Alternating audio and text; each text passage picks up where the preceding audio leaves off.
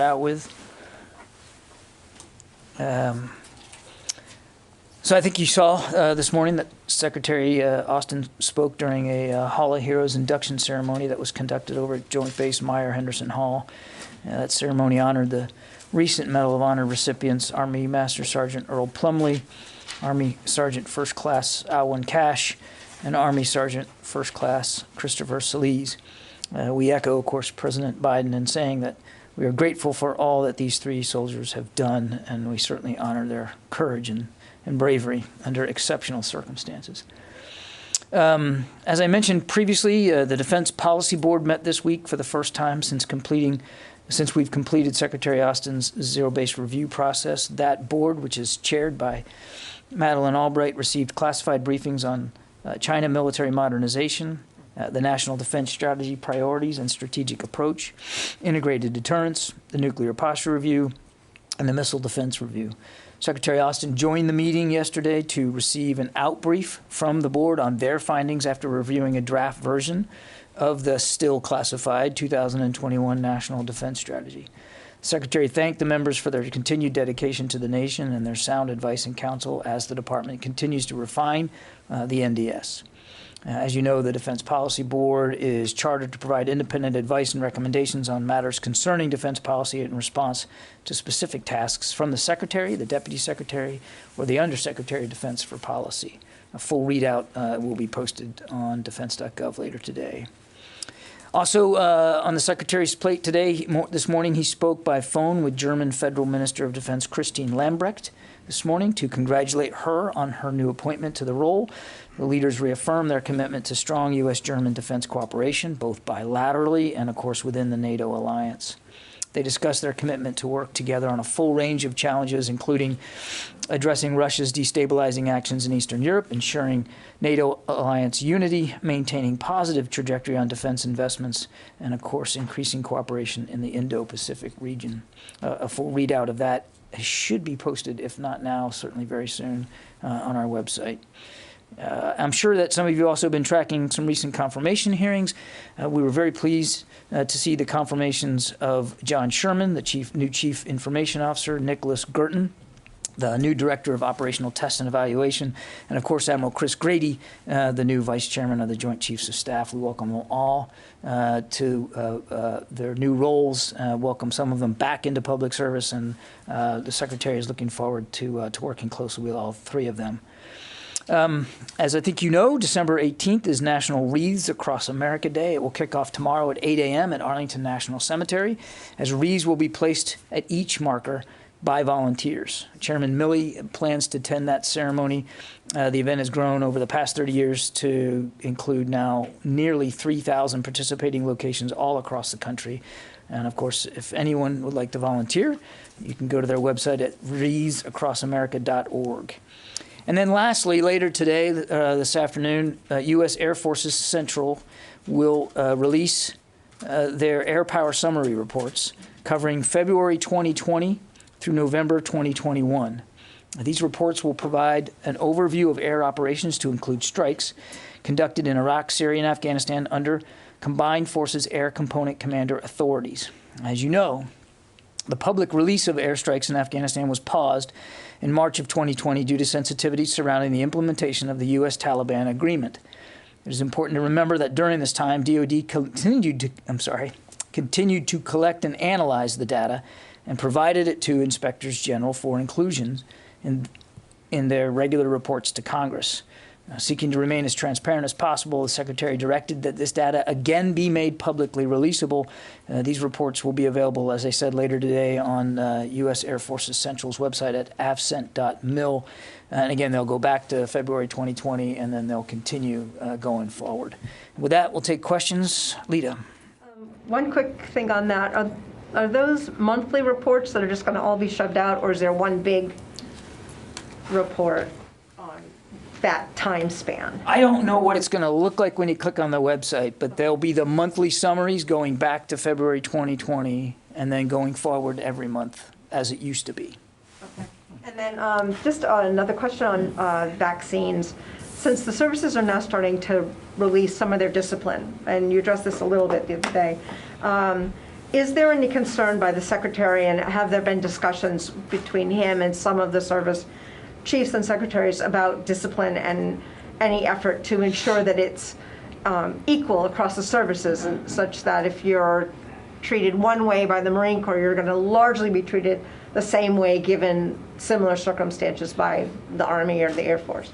Lita, I think in general that will most likely be the case. I mean, you've already heard the services talk about the fact that they are, even as deadlines have lapsed, offering their troops even more time to get vaccinated before taking any administrative action. And administrative discharges generally occur in the same process across the services. Now, there may be some slight differences, but an administrative discharge, that process is not so unique among the services. So the Secretary is not overly concerned that there'll be vast differences between one service over another as they process these individuals for administrative separation. And it is administrative. It's not, it's not as a result of a legal proceeding, and that, as like a court martial.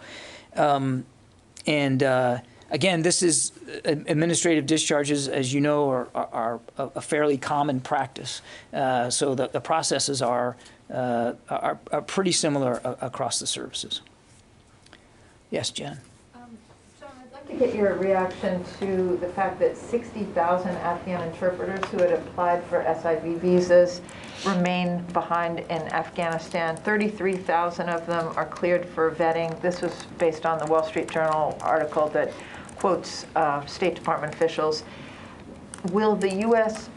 military be helping with evacuating those people? And 60,000 interpreters being left behind is pretty significant. Yeah, I've seen the press reporting, and I certainly would refer you to the State Department for validation of the numbers, Jen. As you know, that program is not administered by DOD. That said, the Secretary continues to believe strongly that we have a moral obligation to help those who helped us, and especially the interpreters and translators, and people that literally put their lives on the line with our men and women in uniform. He feels very strongly about that. That's why he continues to work closely with Secretary Blinken, and we as a department continue to work closely with the State Department's task force to help identify and facilitate the movement out of Afghanistan of all those who have helped us. So, as I've said many times, while the military mission in Afghanistan is over, the mission to help get our allies out and safely out of the country is not over.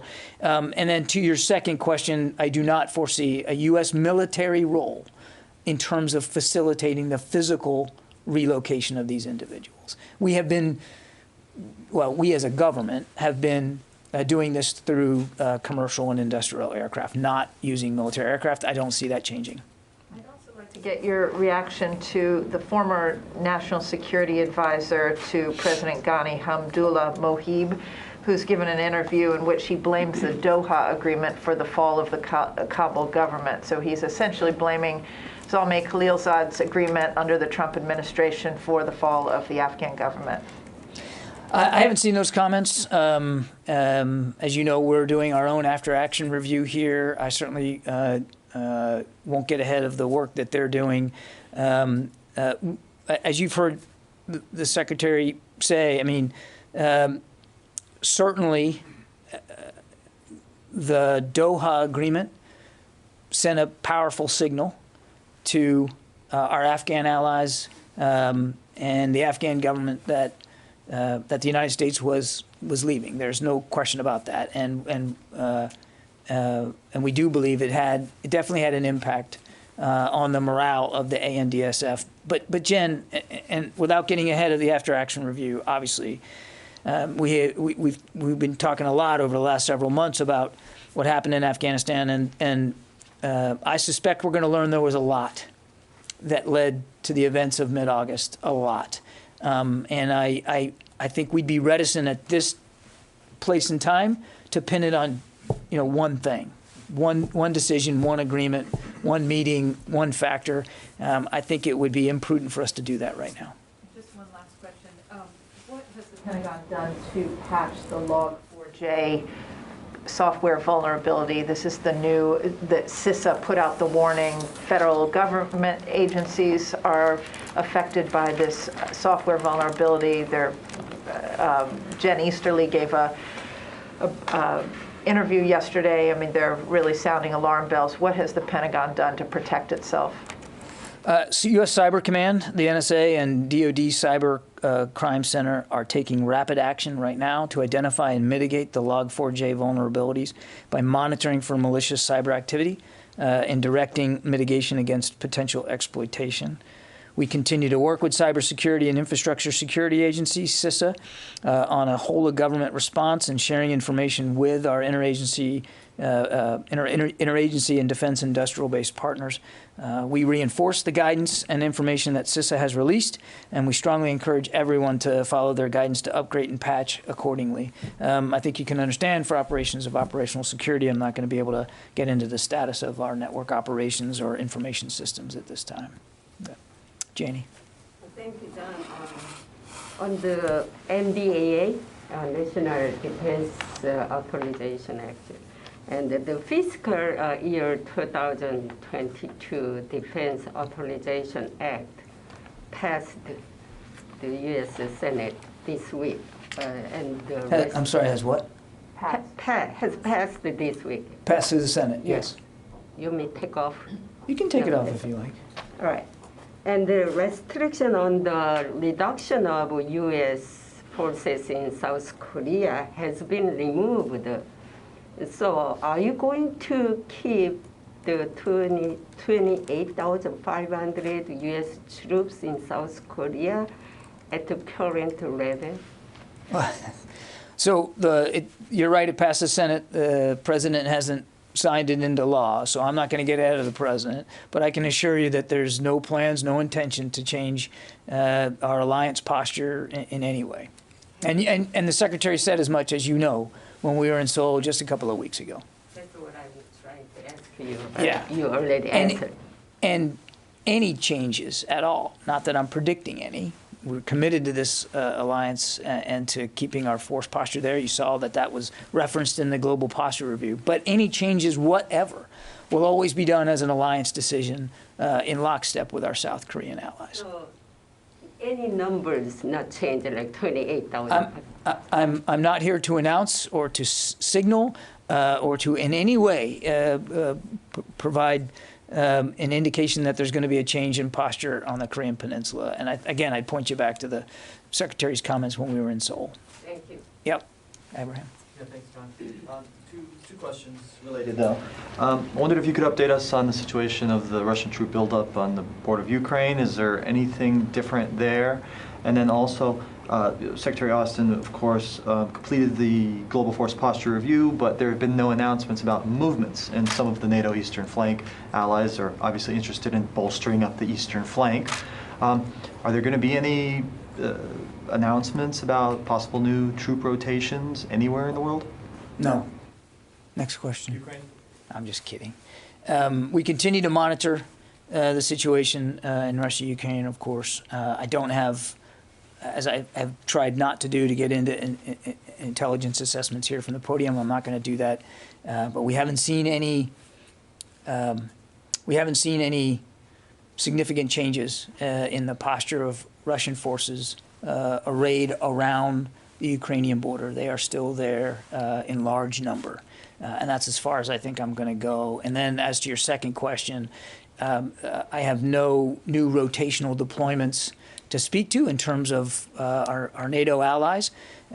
We have a lot of capability in the region. That capability is still there. Some of it is fixed. Some of it is rotational.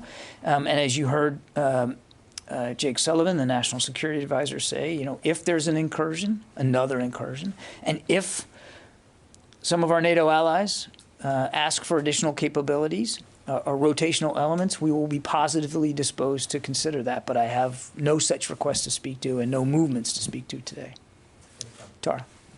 Thanks, John. On the air power summary reports, going forward, will the department commit to continuing to release airstrike data in Afghanistan? And in that vein, have there been any U.S. airstrikes in Afghanistan since the withdrawal was complete? There have been no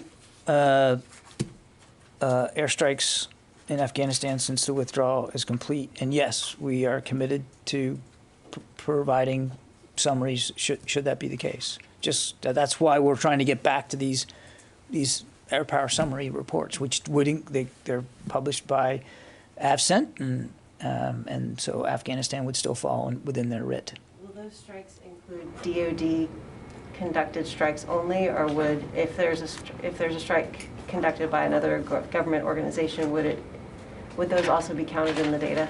My understanding, and I will check this after the briefing, but my understanding is it's U.S. only. We're responsible for our, for our missions, so it'll be U.S. only. But I'll just double check that. Yeah, Rio. Thank you. Yesterday, the Biden administration added the China's Academy of Military Medical Sciences to the export blacklist for helping the Chinese military to develop brain control weapons. So could you give us a sense of the DoD's assessment on what such weapons might do in greater detail, and how much is the DoD concerned about the Chinese military using such weapons in the battlefield in the future? I'm sorry, I missed the first part of your question. What weapons are we talking about? The brain control weapons. Brain control. Brain-controlled weapons? Controlled weapons. Okay. I tell you what, Rio, I don't have control of my brain today, so I'm going to take the question, and we'll get back to you on that one. That's a very specific question that I was not prepared for. So we'll take it and get back to you. Let me. What's that? We want that one on camera. Brain-controlled weapons. All right. Okay. We can do both. I can take it and send it out, and if you want, I can read it out on Monday as well. But I wasn't. I don't have anything for you on that one. Let me go to the phones. Sylvie.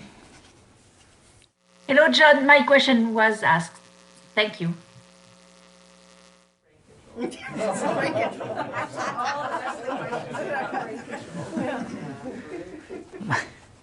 Brain-controlled weapons. All right, David Martin.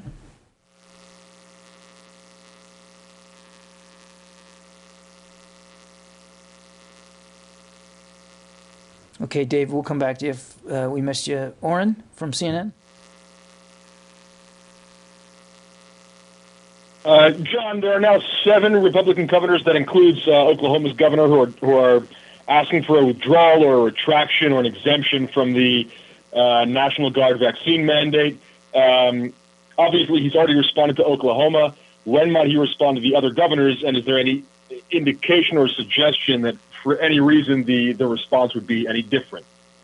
We have not responded to those letters yet. We just got them. In fact, I think the latest one came in last night. Obviously, we will respond appropriately to the governors regarding their concerns. I would just say that, as we said to the Oklahoma governor, this is a valid military medical requirement, the vaccine. It makes for a more ready force, and it is in the Secretary's authorities to set those mandatory military readiness requirements. Did you have one?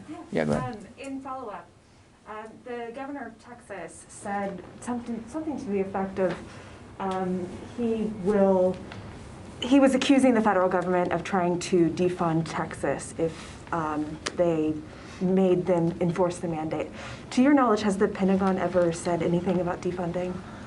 No, and I think, as you probably recall in our response to Governor Stitt in Oklahoma, that what we said was that failure to get the vaccine could put you, as the individual guardsman, your participation in the National Guard in jeopardy, because your pay, your ability to train, your ability to go on, to get military-funded education. It's really about your individual participation. There was never a threat to defund the National Guard in any state. Tony.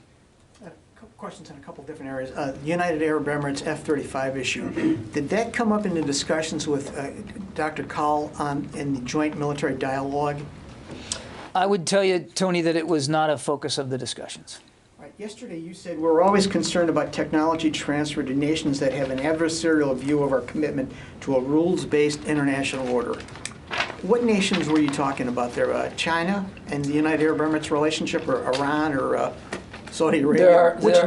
There are several nations that would fall into that category, Tony. Would China and the UAE relationship fall into that category? You don't have to look far to see evidence that China continues to challenge the international rules-based order in the Indo-Pacific and beyond.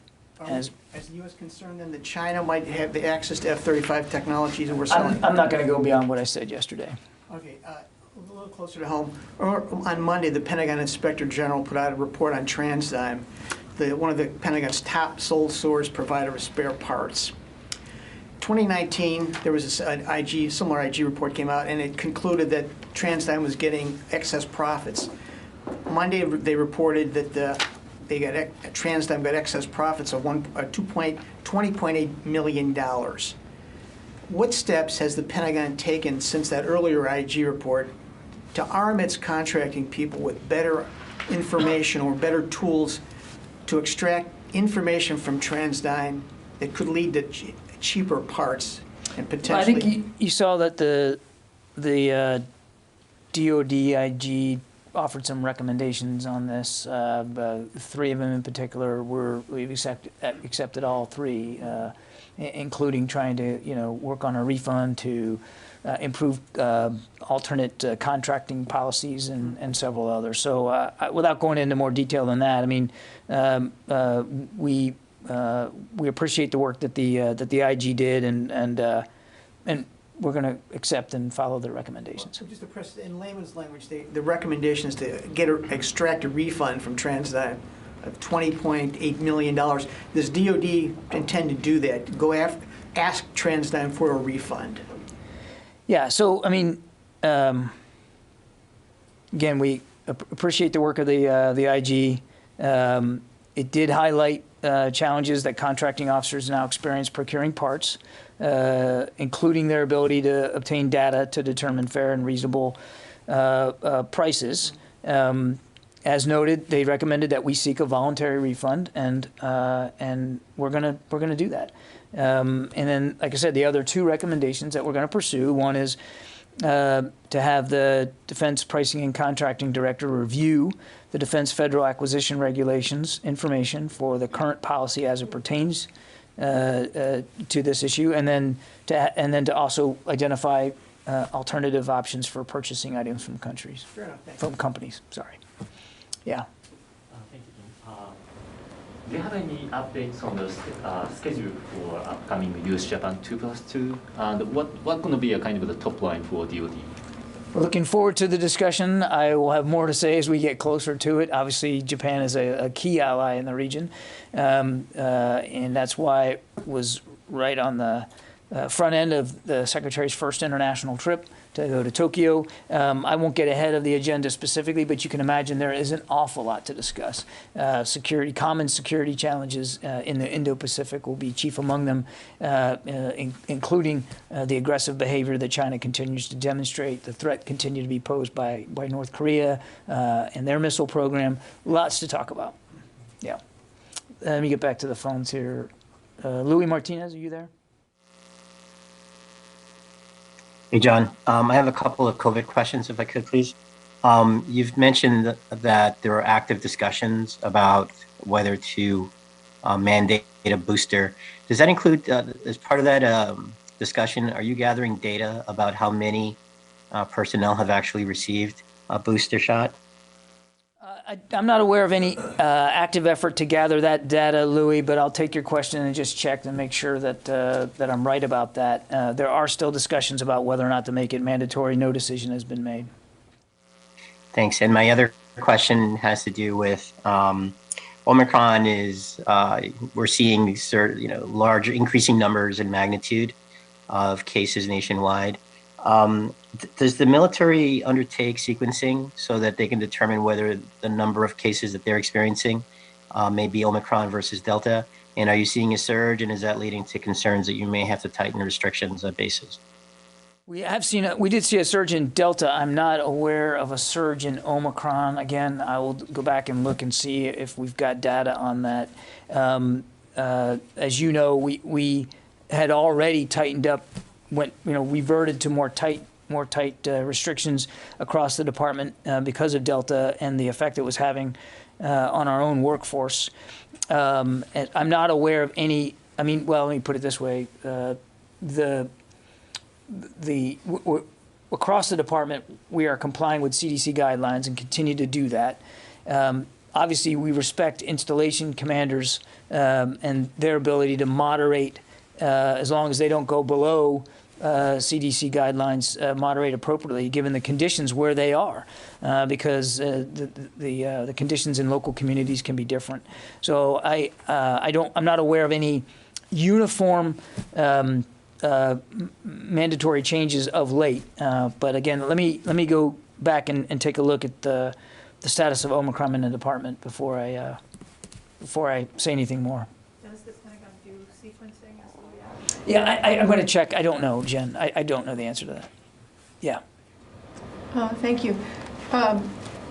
There's reporting now about exhaustion among a lot of the civilian healthcare workforce, as well as hospital capacity issues on the horizon.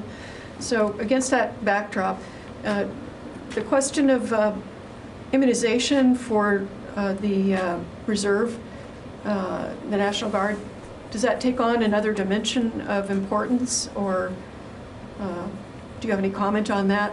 Is there planning underway, for instance, looking ahead in case there is another wave of COVID with the Omicron variant? I'm not completely sure I understand the question. As COVID has become a wave across the country, the Guard was activated to try to provide relief for some of the civilian hospital overflow. Yeah. And so I'm looking ahead and thinking, if the wave that they're looking at now, which has been in sort of some reporting, yeah. As well, combined with the accumulated exhaustion among the healthcare population, the civilian healthcare population, who are reporting, crisis levels among their workforce in some areas.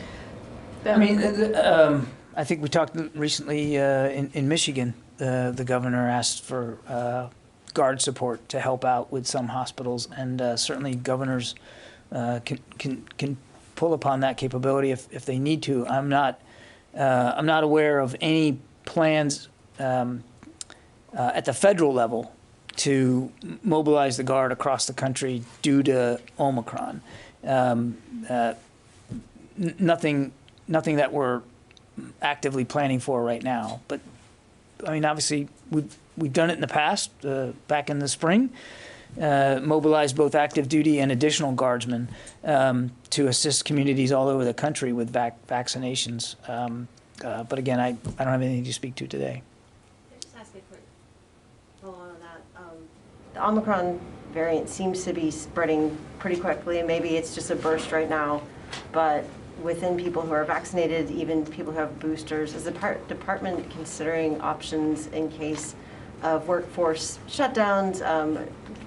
Are you planning for the case that maybe there's an Omicron outbreak on a carrier, for example, even if you have fully vaccinated force?